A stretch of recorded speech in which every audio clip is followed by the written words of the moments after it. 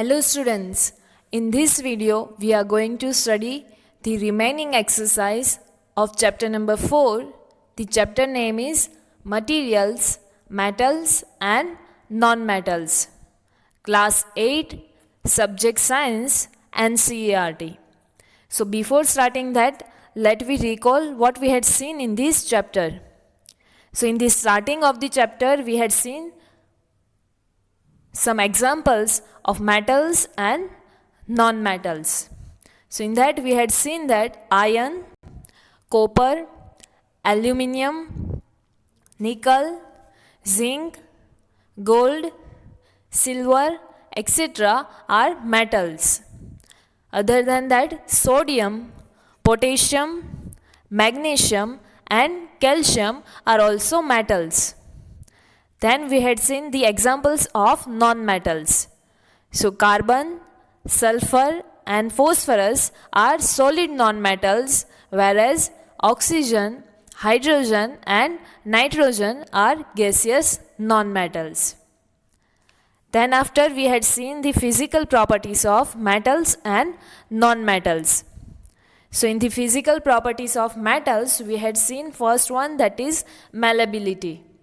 So that means metals can be hammered into thin sheets. So we can say that metals are malleable. We can make thin sheets from the metals. The next property of metal, we had seen that they are good conductors of heat and electricity. The next property is ductility. That means metals can be drawn into thin wires. We can make wires from the metals.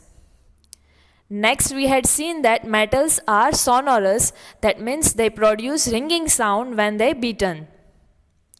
The next property in metals, we had seen that they have shiny surface, that means metals are lustrous in appearance. The last property we had seen, that is about hardness, that metals are hard, but there is some exception also, that is with sodium, potassium and lead. They are metal, however we can cut them with the help of knife. So these are the physical properties of metals. Then we had seen the physical properties of non-metals. In that first one we had seen is non-metal substance can break into, or they break into pieces on hammering. We cannot make thin sheets, other than that they will break into small pieces when we are hammering them. That means non-metallic substances are non-malleable. Then next we had seen that non-metals are bad conductors of heat and electricity, but there is also one exception with graphite. It is non-metallic substance, however it is the good conductor of electricity. The next non-metallic property we had seen, that is they cannot be drawn into thin wires. We cannot make thin wires from the non-metallic substance. Non-metals are non-sonorous, that means they will not produce ringing sound when they are beaten. And last one we had seen, that is non-metals are soft and dull in appearance. They are not lustrous, but they are dull in appearance. So these are the physical properties of metals and non-metals. Next we had seen chemical properties of metals and non-metals. In the first chemical properties of metals, we had seen that metals react with oxygen to form metallic oxides, which are basic in nature. With reaction with oxygen they will form metallic oxide, and these oxides are basic in nature. Then we had seen that metals react with water slowly, but there is also one exception with sodium metal. It reacts with water vigorously, so that's why it's stored in the kerosene. The next chemical property of metal, we had seen that metals react with acid to liberate or to release hydrogen gas with pop sound. And metals react with base to produce again hydrogen gas. So these are the chemical properties of metals. The next we had seen chemical properties of non-metals.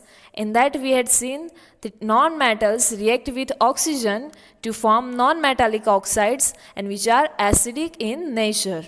These non-metallic oxides are acidic in nature. Then we had seen that generally non-metals do not react with water. The next we had seen the reaction of phosphorus with air. So phosphorus reacts with air and it catches fire if exposed to air. So phosphorus is stored in water.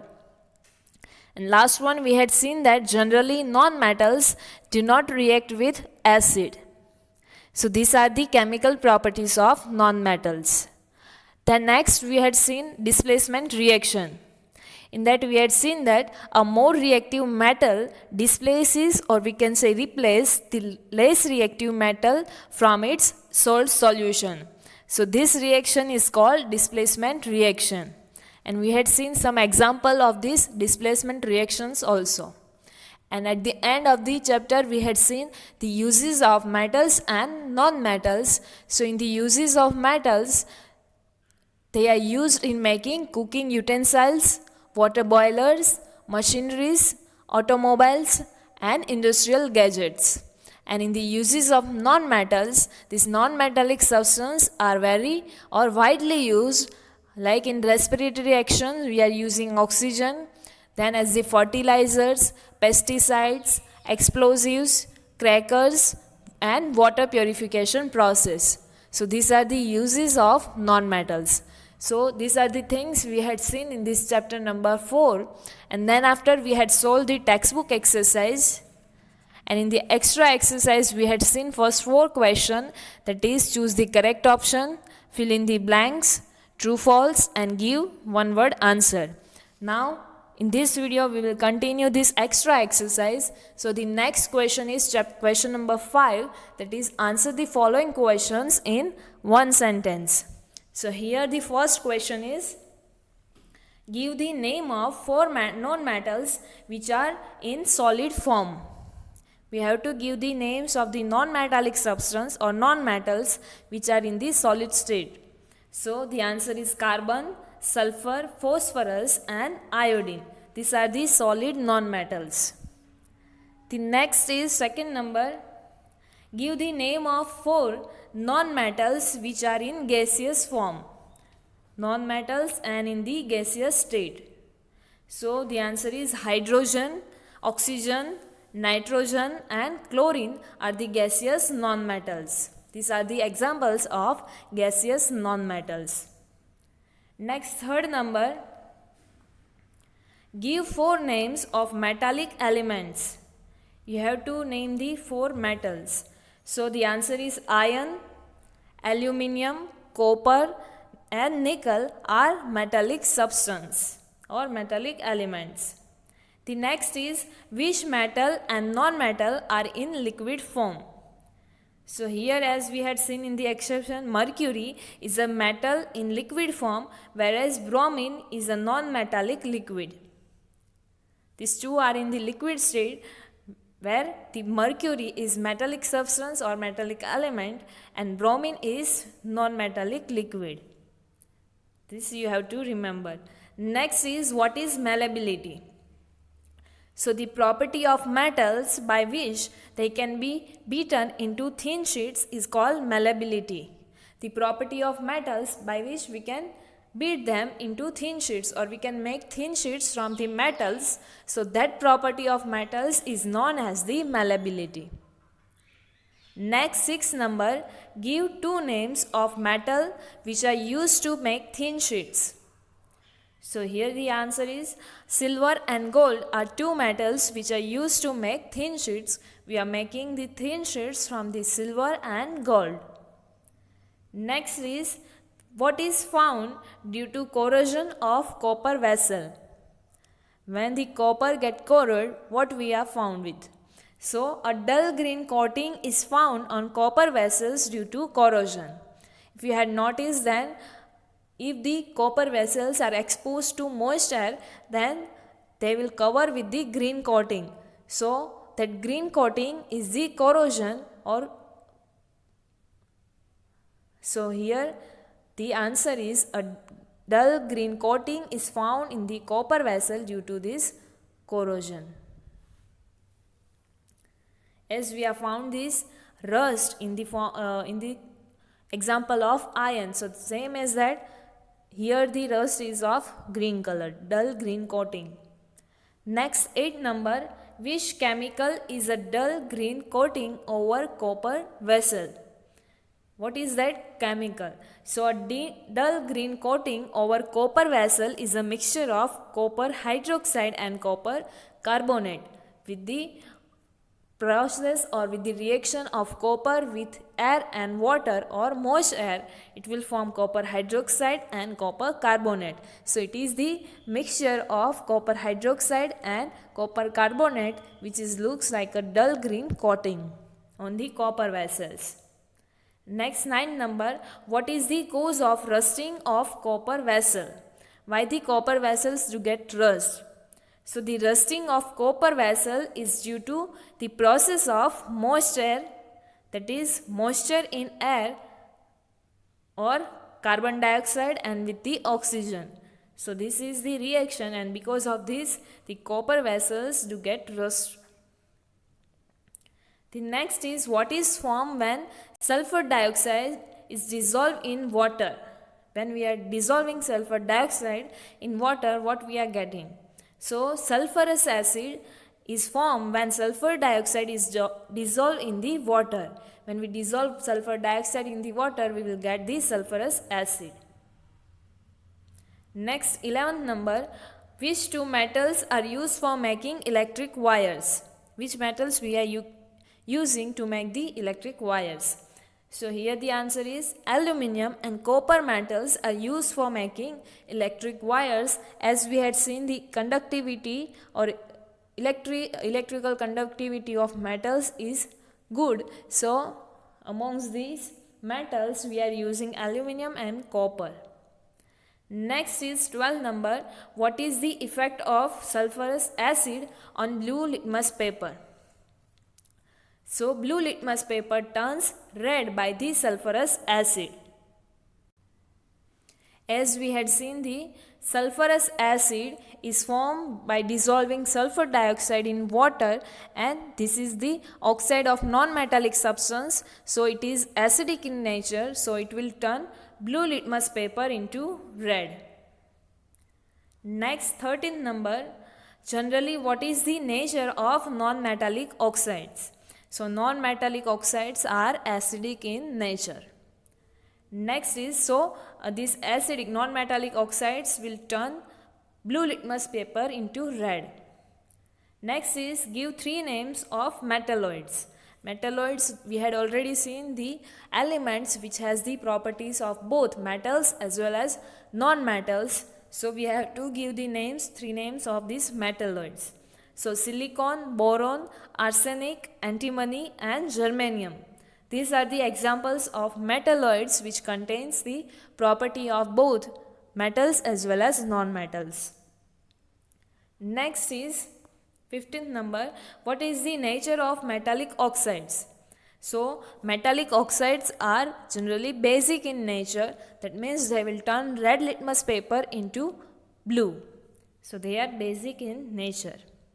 So here our question number 5, that is give the answer in one sentence, gets over. Now next question is question number 6.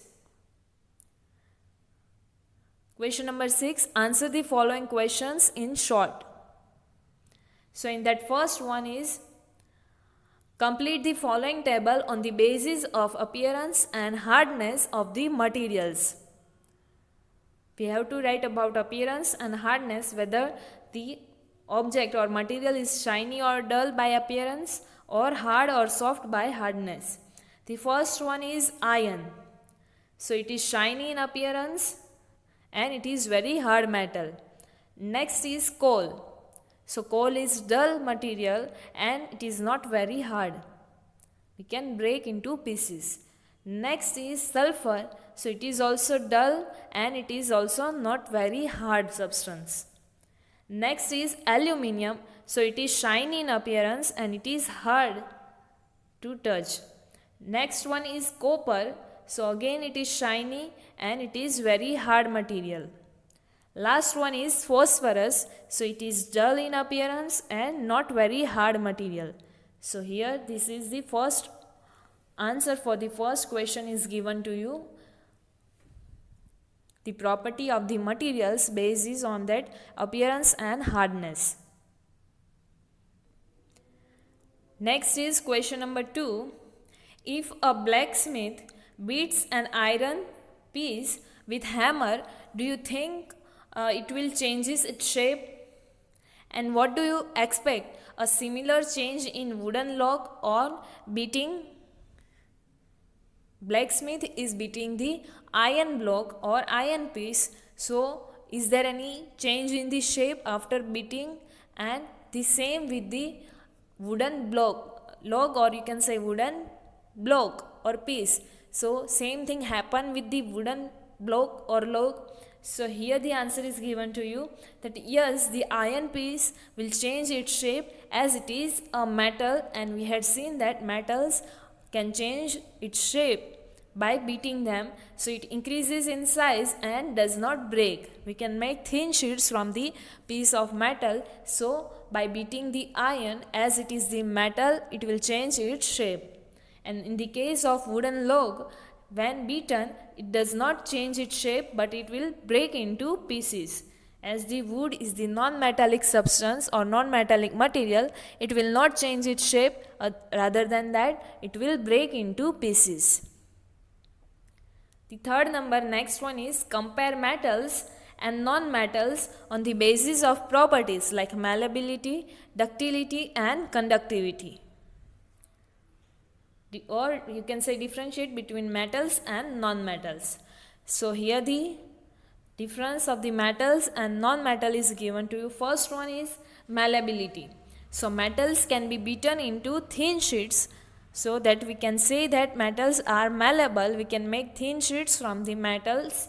And non-metals, in the property of malleability, they are not malleable, or we can say they are brittle. That means they can easily break and they cannot be beaten into thin sheets. They will break into pieces. So that's why non-metals are non-malleable.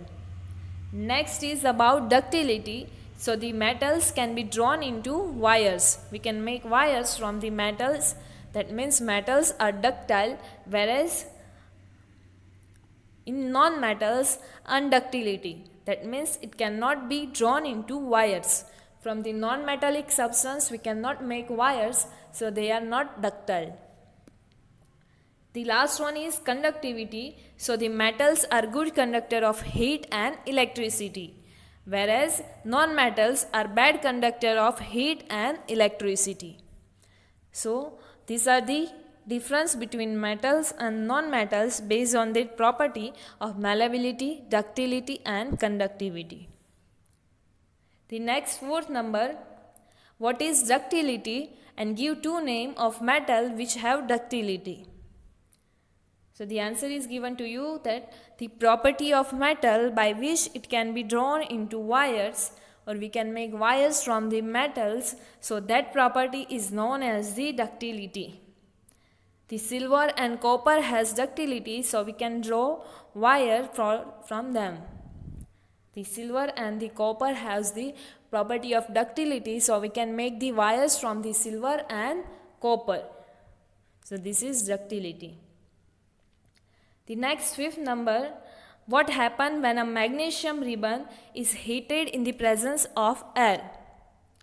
So in the activity we had seen that it starts burning with a white flame and white powder is formed, which is called magnesium oxide, and by dissolving this magnesium oxide in the water, we check the property or the nature of this oxide of this magnesium.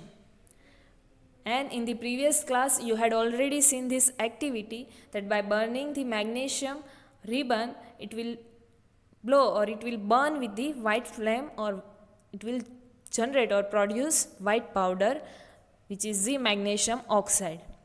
Next sixth number, write a product formed when sulfur reacts with oxygen, and what is formed when it is dissolved in water. Give the chemical reactions. We have to write the chemical reaction for the process of sulfur with oxygen and then after with the water. So when sulfur reacts with oxygen, so its oxide will produce, or you can say sulfur dioxide will produce. So for that equation is given to you here. Sulfur, it will react with oxygen, so sulfur S plus oxygen, it will represent by O2, so it will produce sulfur dioxide, that is SO2. And when this SO2, sulfur dioxide, is dissolved in water, when it is dissolved in water, it will produce sulfurous acid. Here the equation for that is given to you, that is sulfur dioxide SO2 plus water H2O, it will produce sulfurous acid, that is H2SO3. So this is the reaction of sulfur with oxygen and then after with water. Next, 7th number. There are two boxes which are made from metal and wood, have the similar look. They both have the similar look. One is made up of metal and one is made up of non-metallic substance, that is wood. Now which box is made up from metal? How can we decide? How can we decide that which is made up of metal and which is made up of wood? And the two boxes have the same look. So the answer is here. Give a few blows with hammer on the boxes. You have to beat the boxes with the hammer. The box which produce sound is made up from metal and another is made up of wood. In the properties of metals and non-metals, we had seen that metals are sonorous. That means when we beat the metals with any object, it will produce ringing sound. Whereas non-metals are non-sonorous, that means they will not produce ringing sound. So we can use that property here by hammering the boxes, the box which produce the ringing sound. So there is that box is made up of metal, and the box which will not produce the ringing sound, which is made up of wood. Next is 8 number. Among copper, sulfur, coal, silver and gold, which is malleable and which is brittle? So from this example, copper, silver and gold are malleable because these are the examples of metals, and so metals are malleable, so these are the malleable, and the rest of that is sulfur and coal, these are the non-metallic substance, so these are the brittle, these are not malleable. Next, 9th number. Sodium, sulfur, coal and iron, from these 4 elements which will give acidic oxide, which element will give basic oxide? So from these examples, sulfur and coal will give the acidic oxide because these are the non-metallic substance, and we had seen that the oxides of non-metallic elements are acidic in nature. And the sodium and iron, which are the metallic substance, will give the basic oxide. The property or the nature of these metallic oxides are basic in nature. So this is your answer. Now next, 10th number. Can we store solution of zinc sulfate in a vessel of aluminium, and why? So here the answer is no. The aluminium is more reactive metal than the zinc. When a solution of zinc sulfate is kept in the vessel of aluminium, aluminium can displace zinc from the zinc sulfate, and so there will be hole in the vessel of the aluminium. So we cannot store the solution of zinc sulfate in the vessel of aluminium because aluminium is the more reactive than the zinc. And if we will store this solution, zinc sulfate solution, in the aluminium vessel, then aluminium will replace the zinc from the zinc sulfate. So from the aluminium vessel we can find the hole in this vessel. So that's why we cannot store the solution of zinc sulfate in the vessel of aluminium. So here our question number 6, that is answer the following questions in short, gets over. Now next question is question number 7. The question name is give the answer or give the scientific reasons, explain giving scientific reasons. In that first one is the use of aluminium has increased over copper for the manufacture manufacture of electric cables. Why the use of aluminium has increased as compared to copper to produce or to manufacture the electrical cables. So here the reason is given to you that copper and aluminium both are metals and are good conductors of electricity. As we had seen, the metals are good conductors of electricity. This copper and aluminium are metals and they are good conductors of electricity. But the aluminium is cheaper than copper, and aluminium is also lighter than copper. So it is convenient to use aluminium over copper to manufacture the electrical cables. So aluminium is preferable to copper for manufacturing long distance wire. They are cheaper in price, or their price is low, and they are lighter in weight. So that's why the aluminium is used over the copper. Next reason, question number 2. Copper vessel in due course acquires a dull green coating. The answer is when copper vessel is exposed to moist air for a long time, it reacts with oxygen and carbon dioxide which are already present in the air. And during this reaction, a layer of mixture of copper hydroxide, that means CuOH twice, and copper carbonate CuCO3 is formed, and the color of this mixture is green. So that's why the copper vessel in due course, that means if we expose this in open air, or if it is exposed to the air, so it will acquire or it will get the dull green coating. This is the reason if we will expose the copper vessel with the air, then for the long time, then it react with oxygen and carbon dioxide, and because of this reaction copper hydroxide and copper carbonate will form, and this mixture has the green color. So that's why copper vessel get the dull green coating. So this is the answer for second question. Next is third number. Phosphorus is kept in water. Why we are keeping the phosphorus in water? So phosphorus is an active non-metal. It is very active non-metallic substance. Phosphorus react with oxygen and produces phosphorus pentoxide. And this phosphorus is heavier than the water and do not react with water.